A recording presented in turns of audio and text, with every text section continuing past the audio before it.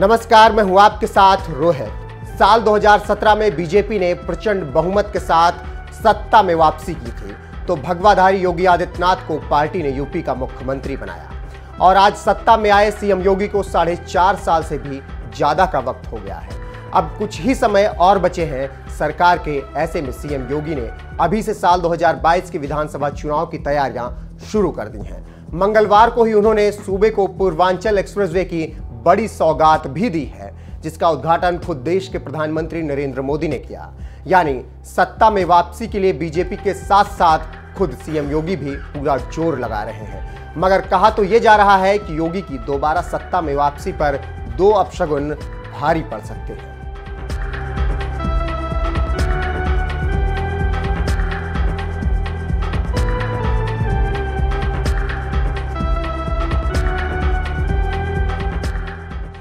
पहला अपशगुन एक्सप्रेसवे। मोदी और योगी ने यूपी की जनता को पूर्वांचल एक्सप्रेसवे की सौगात तो दे दी, जिससे दिल्ली और गाजीपुर का सफर और आसान हो गया। मगर योगी के लिए सत्ता की राह थोड़ी मुश्किल हो गई, क्योंकि कहा तो यहां तक जा रहा है कि यूपी में जिस मुख्यमंत्री ने एक्सप्रेसवे बनवाया वो दोबारा सत्ता में लौट कर ही नहीं आया। और कहीं ये अपशगुन सीएम योगी के सत्ता वापसी में भी रोड़ा न बन जाए। मायावती। साल 2007 में यूपी की सत्ता में आई बीएसपी सुप्रीमो मायावती ने सूबे की जनता को पहला एक्सप्रेसवे दिया, जिसे यमुना एक्सप्रेसवे के नाम से जाना जाता है। लेकिन बड़ी बात यह रही कि मायावती ने यूपी को यमुना एक्सप्रेसवे की सौगात तो दे दी, मगर इसके बावजूद वो सत्ता में लौट कर नहीं आ सकी और साल 2012 में अखिलेश यादव यूपी के नए मुख्यमंत्री बने। अखिलेश यादव। मायावती ने जहां नोएडा और आगरा के बीच यमुना एक्सप्रेसवे बनवाया, तो वहीं अखिलेश यादव सत्ता में आने के बाद ताज एक्सप्रेस बनाकर आगरा को लखनऊ से जोड़ दिया, जिससे यूपी की जनता का सफर और आसान हो सके। और एक्सप्रेसवे बन जाने के बाद जनता का सफर आसान भी हुआ, मगर अखिलेश की सत्ता वापसी का ख्वाब टूट गया और साल 2017 में योगी आदित्यनाथ यूपी के नए मुख्यमंत्री बन गए।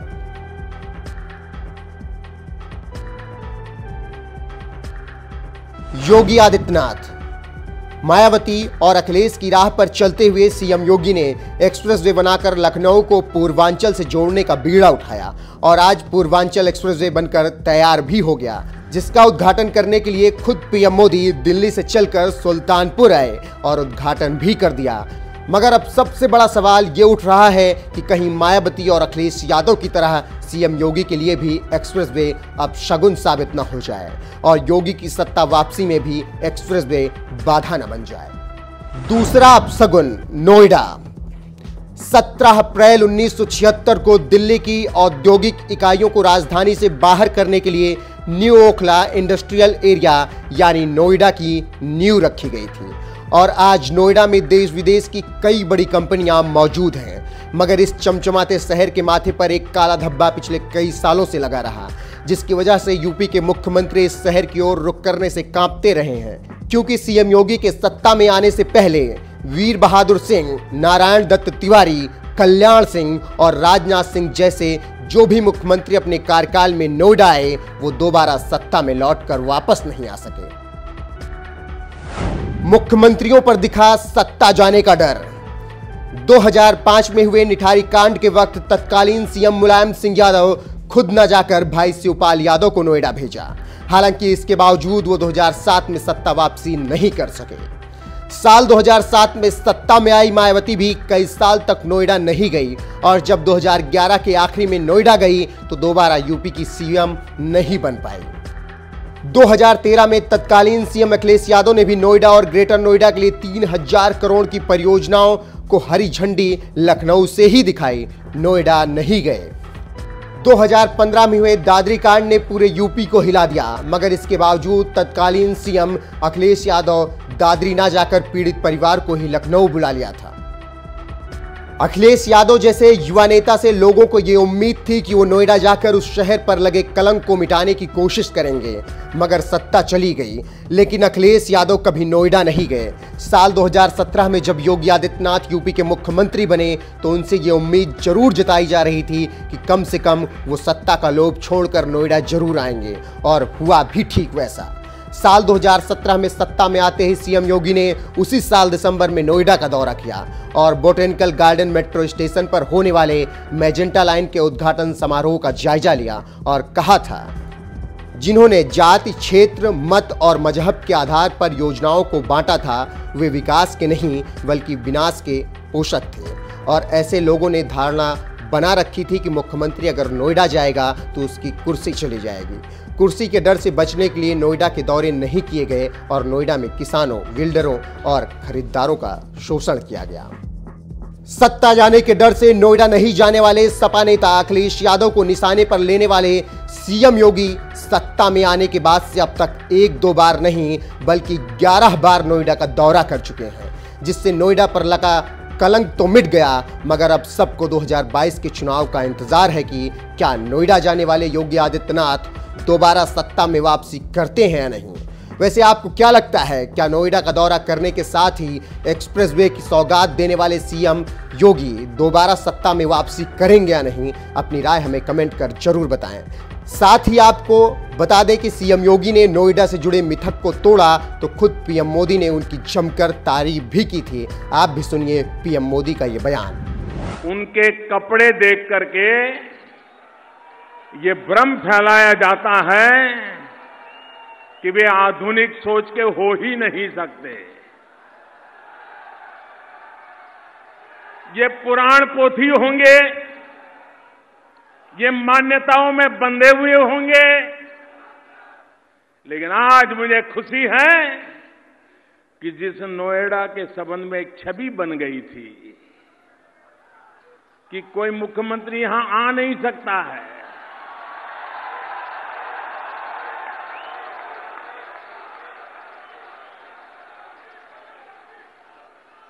उस मिथक को योगी जी ने बिना बोले अपने आचरण से सिद्ध कर दिया कि ये सब मान्यताएं गलत होती हैं, आधुनिक युग ऐसा हो नहीं सकता। और इसलिए मैं योगी जी को हृदय से बधाई देता हूं।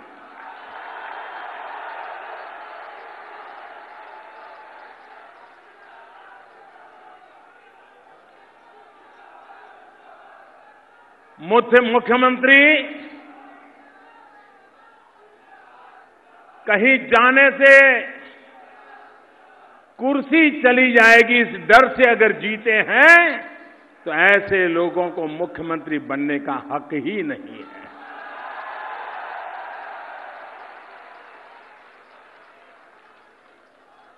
मान्यताओं में कैद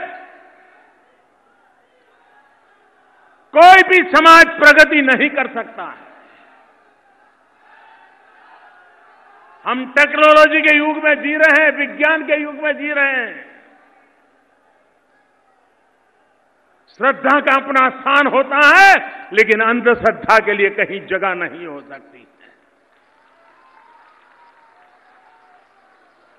मैं जब गुजरात में मुख्यमंत्री बना,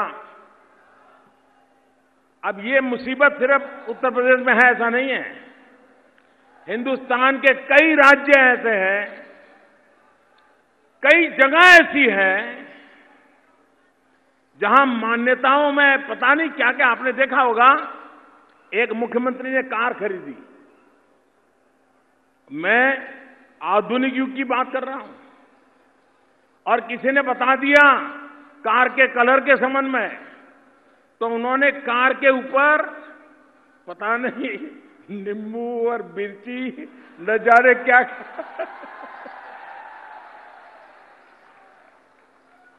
ये लोग देश को क्या प्रेरणा देंगे।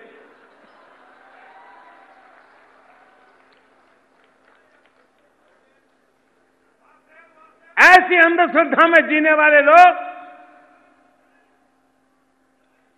सार्वजनिक जीवन का बहुत अहित करते हैं। सारे हिंदुस्तान में कहीं न कहीं इस प्रकार की मान्यताओं में कई सरकारें, कई मुख्यमंत्री फंसे पड़े हैं। जब मैं गुजरात में मुख्यमंत्री बना, मेरे ध्यान में कोई 6 या 7 जगह ऐसी लाई गई कि वहां तो जा ही नहीं सकते। अगर वहां कोई जाता है तो बाद में वो मुख्यमंत्री रहता ही नहीं है, उसकी कुर्सी चली जाती है। मैंने बीड़ा उठाया। मैंने कहा मेरे दौरे में पहले ही साल में सारा पूरा कर दो।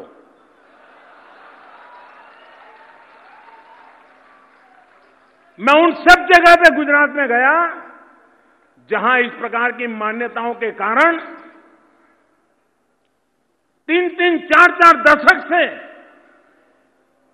कोई मुख्यमंत्री उस तरफ गया तक नहीं। सारा मैंने खत्म कर दिया।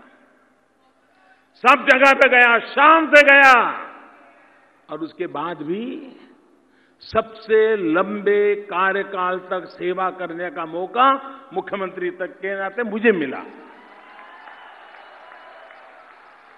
अब उस गांव का, उस तहसील का, उस नगर का क्या दोष था? लेकिन आज योगी जी ने नोएडा का जो साथ ये जो टीका लगा था उसको अपने बलबूते से हटा दिया। बहुत बहुत बधाई के पात्र हैं आप।